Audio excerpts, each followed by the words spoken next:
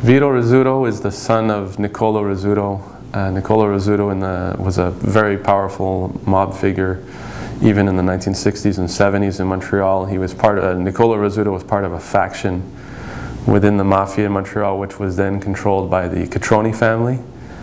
And at some point, Nicola Rizzuto decided he wanted to take control. He took power, but he was kind of caught up in how they came to power. There was a murder of a very powerful mob figure named Paulo Violi. Perhaps sensing that he might be arrested for the murder of Paulo Violi, Nicola Rizzuto decided to live in Venezuela for a while.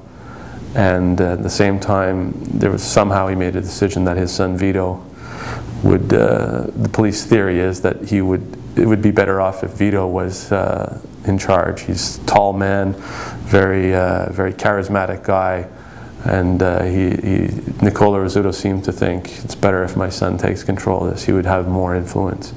So from the early 80s to 2003, until his arrest in 2003, Vito Rizzuto was basically the leader of the Mafia in Montreal, and some informants later would tell the police that by extension, Vito Rizzuto was so powerful he was actually the leader of the Mafia for all of Canada.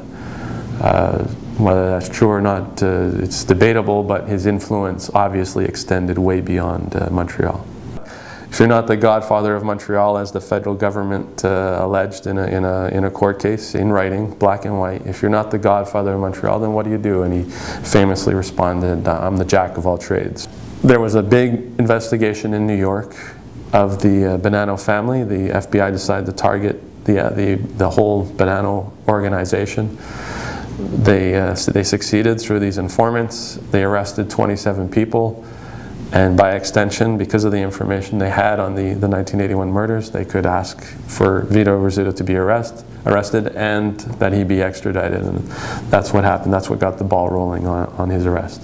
According to the Federal Bureau of Prisons, his release date is scheduled for October 6th. That factors in the time he spent fighting his extradition here while he was held in custody while he did that, and he was also he's given what's called good conduct time off in prison. It's an automatic thing where you only serve 85% basically of your sentence.